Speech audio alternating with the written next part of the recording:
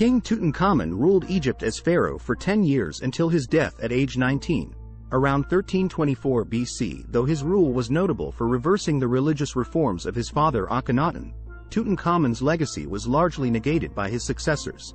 He was barely known to the modern world until 1922, when British archaeologist Howard Carter chiseled into the intact tomb of King Tut. The tomb's hoard of treasure, intended to accompany the king into the afterlife, revealed an incredible amount about life in ancient Egypt and made Tutankhamun the world's most famous pharaoh. Genetic testing has verified that King Tut was the grandson of the great pharaoh Amenhotep III, and almost certainly the son of Akhenaten, a controversial figure in the history of the 18th dynasty of Egypt's New Kingdom, circa 1550 to 1295 BC. Akhenaten upended a centuries-old religious system to favor worship of a single deity, the sun god Aten, and moved Egypt's religious capital from Thebes to Amarna. After Akhenaten's death, two intervening pharaohs briefly reigned before the 9-year-old prince, then called Tutankhaten, took the throne.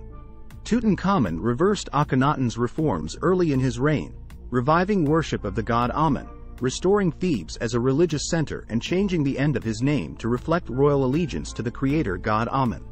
He also worked in concert with his powerful advisors Horemheb and I, both future pharaohs, to restore Egypt's stature in the region. There are many theories as to what killed King Tut at the age of 19. He was tall but physically frail, with a crippling bone disease in his clubbed left foot. He is the only pharaoh known to have been depicted seated while engaged in physical activities like archery. Traditional inbreeding in the Egyptian royal family also likely contributed to the boy king's poor health and early death. DNA tests published in 2010 revealed that Tutankhamun's parents were brother and sister, and that King Tut's wife Ankhesenamun was also his half-sister. Their only two daughters were stillborn. Because Tutankhamun's remains revealed a hole in the back of the skull, some historians had concluded that the young king was assassinated, but recent tests suggest that the hole was made during mummification. CT scans in 1995 showed that the king had an infected broken left leg, while DNA from his mummy revealed evidence of multiple malaria infections, all of which may have contributed to his early death. After he died, Tutankhamun was mummified according to Egyptian religious tradition, which held that royal bodies should be preserved and provisioned for the afterlife. Embalmers removed his organs and wrapped him in resin-soaked bandages. A 24-pound solid gold portrait mask was placed over his head and shoulders. He was laid in a series of nested containers, 3 golden coffins, a granite sarcophagus and 4 gilded wooden shrines, the largest of which barely fit into the tomb's burial chamber. Because of his tomb's small size, historians suggest King Tut's death must have been unexpected and his burial rushed by I, who succeeded him as pharaoh. The tomb's antechambers were packed to the ceiling with more than 5,000 artifacts, including furniture, chariots, clothes, weapons and 130 of the lame king's walking sticks. The entrance corridor was apparently looted soon after the burial, but the inner rooms remained sealed. The pharaohs who followed King Tut chose to ignore his reign, as despite his work restoring Amen, Tutankhamun was tainted by the connection to his father's religious upheavals. Within a few generations, the tomb's entrance had been clogged with stone debris, built over by workmen's huts and forgotten. By the time he discovered Tutankhamun's tomb in 1922, British archaeologist Howard Carter had been excavating Egyptian antiquities for 3 decades.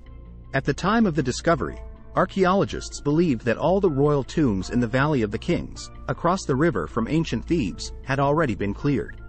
Excitement about the new tomb, the most intact ever found, quickly spread worldwide, igniting a global fascination with the boy pharaoh and the powerful civilization of ancient Egypt. It took Carter and his team a decade to catalog and empty the tomb. Artifacts from King Tut's tomb have toured the world in several blockbuster museum shows, including the worldwide 1972-79 Treasures of Tutankhamun exhibitions. 8 million visitors in 7 U.S. cities viewed the exhibition of the golden burial mask and 50 other precious items from the tomb. Today, the most fragile artifacts, including the burial mask, no longer leave Egypt. Tutankhamun's mummy remains on display within the tomb in the Valley of the Kings in the KV-62 chamber, his layered coffins replaced with a climate-controlled glass box. His golden mask is on display at the Egyptian Museum in Cairo, but the Tutankhamun collection will eventually move to the Grand Egyptian Museum, or GEM, located near the pyramids of Giza.